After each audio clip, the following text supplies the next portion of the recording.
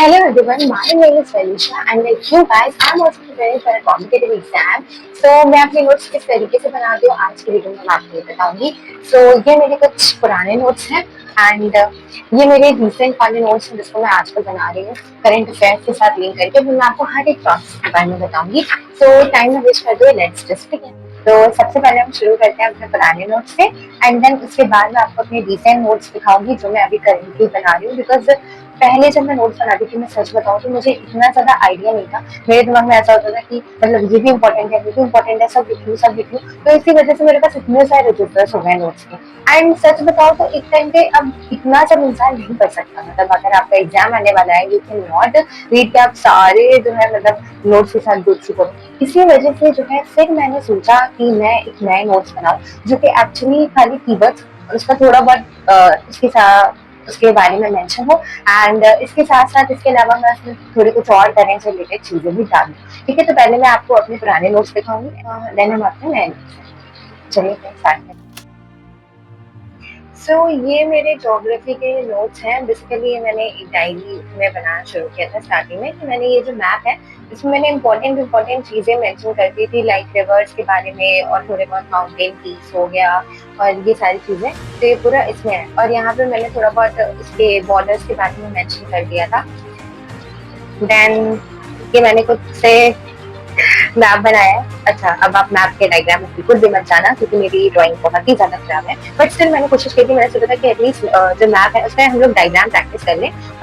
Sorry, but still मैंने कोशिश की थी कि मैं ज्यादा से ज्यादा मैप को प्रैक्टिस कर सकूँ ताकि इससे जो है मेरे लिए आगे जाकर के बेनिफिट होगा. क्वेश्चन वगैरह में मैं बना सकती हूँ तुरंत वाला. ठीक है, और यहाँ से मेरे ज्योग्राफी के नोट शुरू होते हैं. सी, ये मेरे ज्योग्राफी के नोट्स हैं जिसमें जो मैंने पहले एनसीईआरटी से बनाया था एंड देन उसके बाद कुछ स्टैंडर्ड बुक्स का भी मैंने यूज किया है. तो यहाँ पे मैंने देखिए स्टार्टिंग में इतने अच्छे से बनाए डायग्राम के साथ बिल्कुल एकदम. सी, मैंने इसमें इंग्लिश हिंदी थोड़ा बहुत लिखा है, हिंदी, ताकि थोड़ा बहुत समझने में आसानी हो. एंड कभी कभी कुछ चीजें ऐसी होती हैं कि मतलब आपको हिंदी के साथ भी पढ़ना चाहिए है इसको.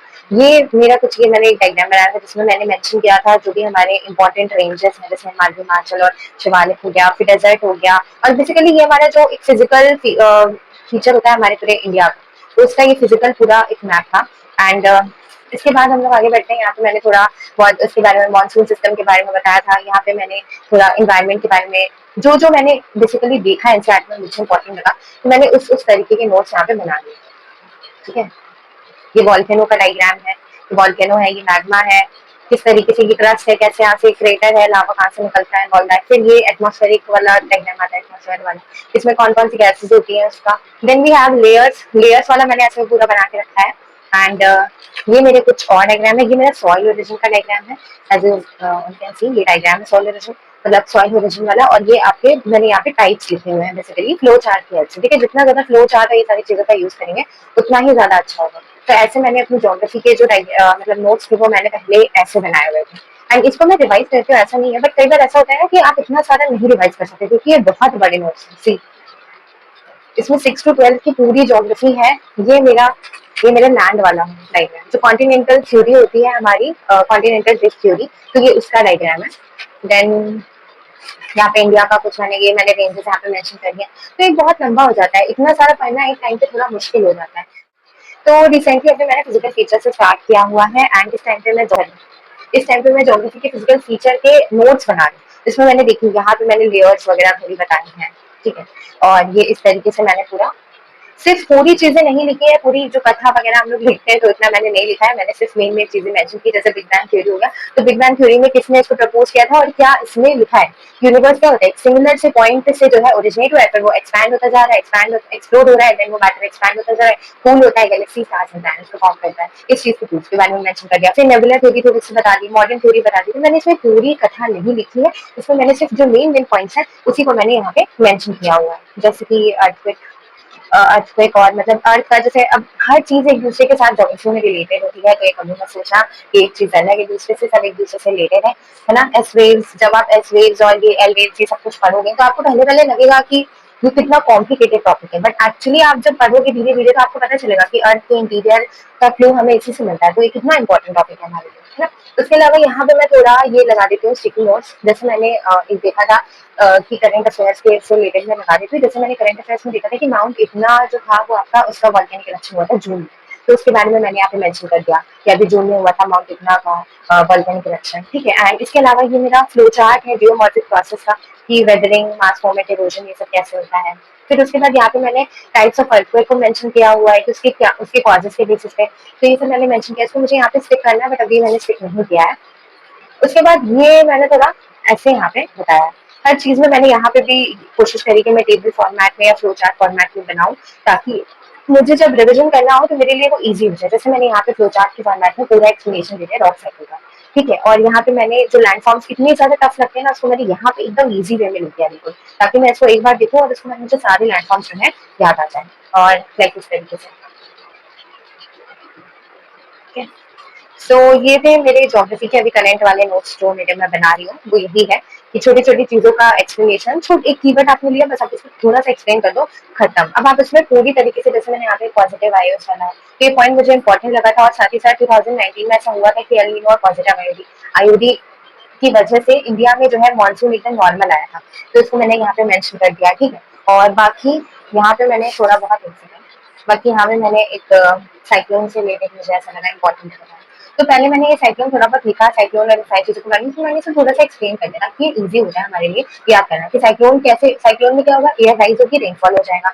एंटी साइक्लोन में क्या होगा, एयर सिंक हो जाएगी, और जो स्काई होगा, एटमॉस्फेयर होगा, वो बिल्कुल क्लियर होगा, स्काई सॉरी बिल्कुल क्लियर होगा। जेट स्ट्रीम क्या होती है, पांच विंड्स होती है जो कि वेदर सिस्टम को कंट्रोल करती है। तो बेसिकली इस तरीके के मेरे ज्योग्राफी के नोट्स हैं, अभी ये कंप्लीट नहीं हुए, अभी स्टिल प्रोग्रेस चल रहा है। इकोनॉमिक्स, तो इकोनॉमिक्स का जो पहले का मेरा, ये मेरे बहुत पहले के नोट्स हैं, इसलिए कॉपी की हालत भी ऐसी हो गई है। तो इकोनॉमिक्स के जो मेरे नोट्स हैं बेसिकली पहले वो आप देख सकते हैं कितना ज्यादा मैंने इसमें चीजों को एक्सप्लेन किया है, एक एक चीज को मैंने बहुत ही ज्यादा एक्सप्लेन करके रखा है, बहुत ही सारी चीजें एक्सप्लेन की हुई है। इसमें भी मैंने सेम वही सेम चीजों का यूज किया है, जैसे फ्लो चार्ट्स हो गए और आपका टेबल हो गई, ठीक है, डायग्राम्स हो गए, आप इसका यूज कर सकते हैं, मैंने भी वही सेम चीज यूज की है। तो लाइक दिस, ठीक है। तो इस तरीके से मेरे पूरे कुछ ज्योग्राफी के नोट्स पहले हुआ करते थे, जिसमें मैं बहुत ज्यादा एक्सप्लेनेशन देती थी। बट अगेन अब एग्जाम से पहले हम इतना सब एक दिन में तो रिवाइज नहीं कर सकते ना, अभी कल हमारा एग्जाम है, तो आज के दिन हम ये सब थोड़ी पूरा रिवाइज कर पाएंगे, है ना।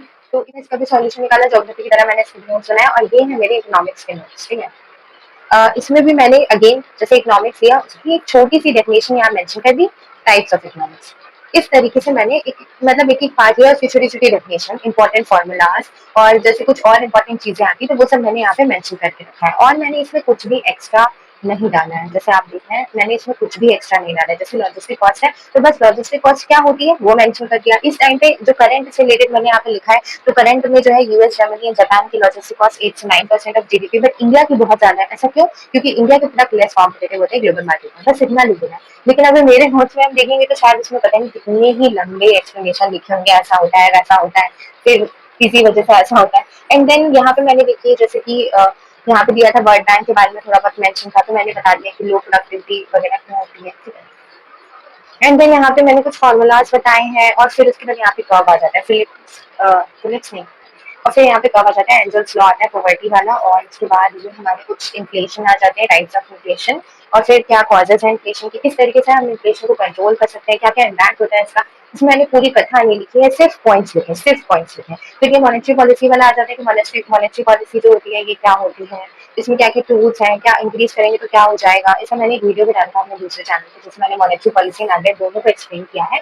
सो एंड इस चैनल का नाम है दास टाइलिंग। सो अगर आप चाहें तो आप चैनल में जाकर भी वो वीडियो देख सकते हैं, बहुत ही छोटा सा वीडियो है, मुश्किल से 3-4 मिनट्स का वीडियो है, या 5 मिनट्स का, उससे ज्यादा नहीं, और इसमें आपको अच्छे से एक्सप्लेन समझ आ जाएगा पूरा।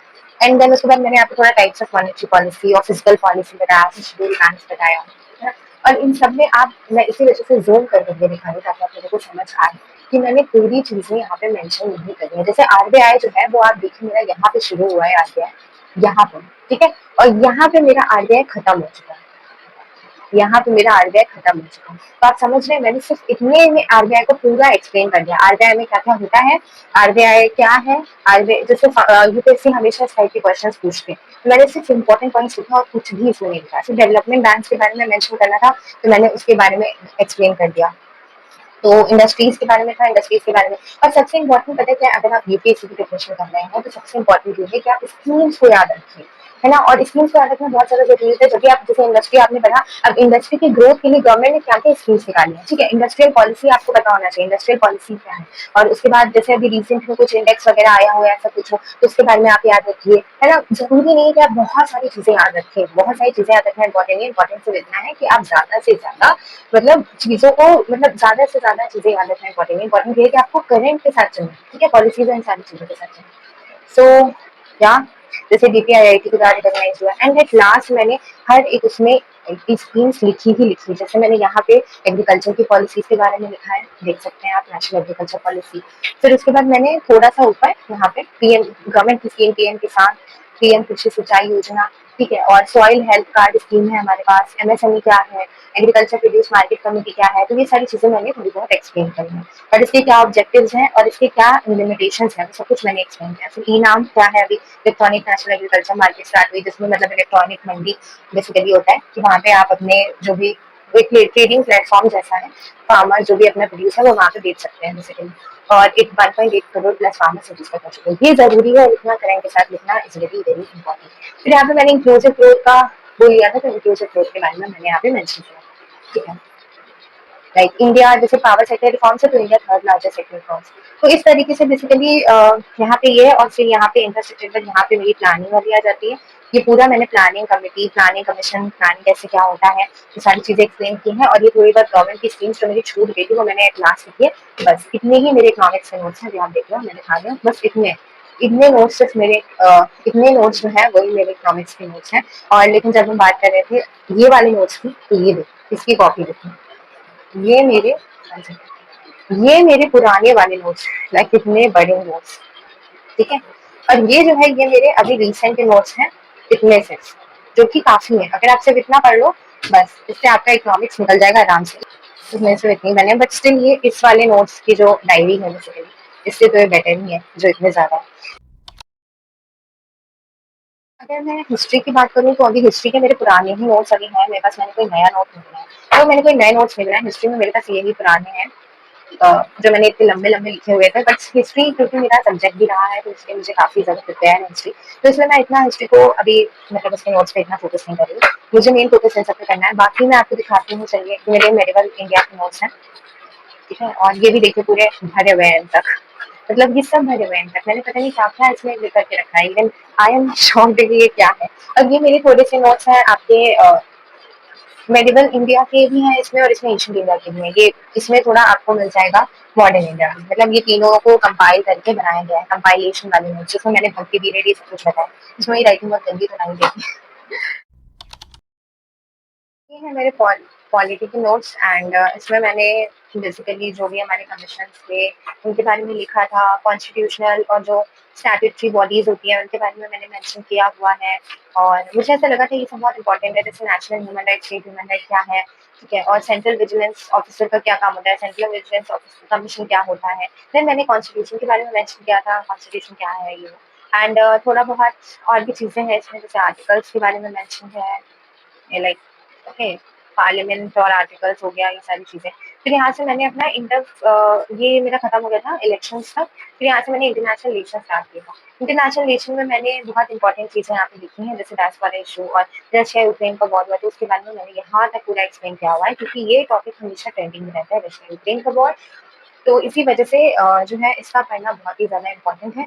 और इसके अलावा इंडिया का बाकी सारे जो नेशंस हैं उनके साथ किस तरीके का रिलेशन, जैसे इंडिया और साउथ एशिया हो गया, ठीक है, फिर इंडिया का bilateral relation, India Nepal, India Bhutan, तो सारे नेशंस के साथ कैसा रिलेशन है इंडिया पाकिस्तान, तो इसकी जो इंपॉर्टेंट अटैक्स हुए कश्मीर टेररिज्म, और जो आपका 1971 में जो वॉर हुआ था, उरी जो हुआ था, फिर पुलवामा अटैक आपका हो जाएगा, देन पहलगाम अटैक हो जाएगा, तो ये सब मैंने यहाँ पे मेंशन किया हुआ है। क्यों लड़ाई झगड़ा होता है इसके बारे में भी छोटा सा यहाँ पे मैंने, इंटरनेशनल रिलेशन के नोट्स मेरे बहुत छोटे हैं, बट हाँ ये है कि अगर इसको कोई पढ़े तो उसे काफी ज्यादा नॉलेज हो जाएगी, मतलब इतना अच्छा है कि आप इसको लाइक कर सकते हो।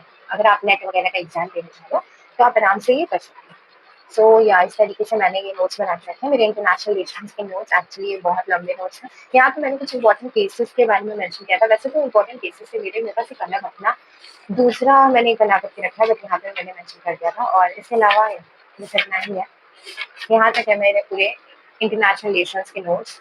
तो ये थे मेरे notes. I just hope that कि आपको उससे थोड़ी बहुत भी नॉलेज मिली हो। बाकी एट लास्ट मैं आपसे यही बोलना चाहूंगी कि अगर आपको अपने नोट्स बनाने हैं तो आपको इतनी लंबी लंबी कथाएं लिखने की कोई जरूरत नहीं है। Everything is not important, you just have to study like we can see that topper. And topper के लिए आपको स्टडी करना कोई बहुत मुश्किल काम नहीं होता है, ठीक है। हर एवरेज स्टूडेंट टॉपर तक पहुंच सकता है। हर ऐसा स्टूडेंट जो कि चाहता है कि एक्चुअली मुझे वहां तक पहुंचना है तो वो पहुंच सकता है। उसको ज्यादा कुछ नहीं करना होता है। You just have to do one thing, that is कि आपको हमेशा स्मार्ट वर्क करना है, हार्ड वर्क नहीं करना है। तो अगर आपके पास एक कीवर्ड है, लाइक हमारे पास जैसे इंडस्ट्रीज है, तो आपको इंडस्ट्रीज एक्सप्लेन करना है। आप पहले इंडस्ट्रीज के बारे में एक्सप्लेन कर दो, एक आपने छोटी सी डेफिनेशन लिख दी इंडस्ट्रीज से रिलेटेड। एंड देन उसके बाद आप क्या करो कि आप बाकी की चीजें वहां पे मतलब कि बता दो। जैसे कि इंडस्ट्रीज है तो इंडस्ट्रीज का जो है कब इंडस्ट्रियल रिवॉल्यूशन हुआ इसके बारे में आपने एक छोटा सा पॉइंट लिख दिया।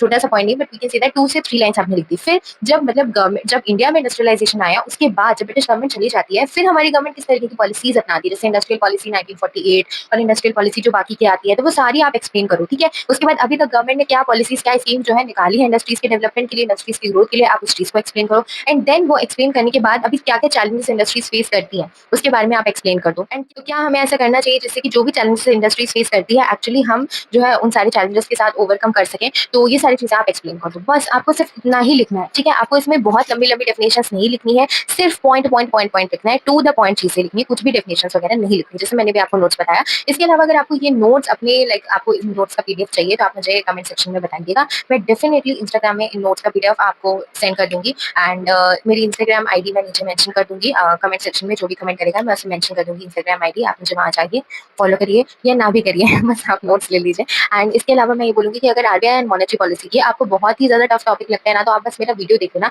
एस्पायरिंग मी करके एक चैनल है, वहां पे मैंने अपना वीडियो लाइक अपलोड किया हुआ है, आप वहां जाकर के देख सकते हैं। आपको इजिली ये सब कुछ समझ आ जाएगा, बहुत ईजी एक्सप्लेनेशन है और मुश्किल से सिर्फ 5 मिनट्स का वीडियो, मैंने इन्हीं नोट से वो वीडियो बनाया है। तो आई जस्ट होप दैट कि आपको एक आइडिया मिल जाएगा कि एक्चुअली मेरे नोट्स कैसे होते हैं, ठीक है। एट द एंड आपको पता चल जाएगा। और इसके बाद तो मैं ये बोलना चाहूंगी, बाकी कमेंट सेक्शन में मुझे बताइएगा जरूर कि नेक्स्ट वीडियो आप किस पे चाहते हैं। और दूसरी चीज, अगर आपको किसी भी गवर्नमेंट एग्जाम की प्रिपरेशन करनी है तो नोट्स बनाना बहुत जरूरी है, बट नोट्स को शॉर्ट एंड क्रिस्प बनाना उससे भी ज्यादा जरूरी है। स्मार्ट वर्क करना नेसेसरी है, हार्ड वर्क करना नेसेसरी नहीं, ठीक है। बाकी आज के लिए सब इतना ही। बाकी आप मुझे बताइएगा नेक्स्ट वीडियो में किस लाइक कंटेंट पे बनाऊं। एंड या see you all in the next video. Thank you so much for watching.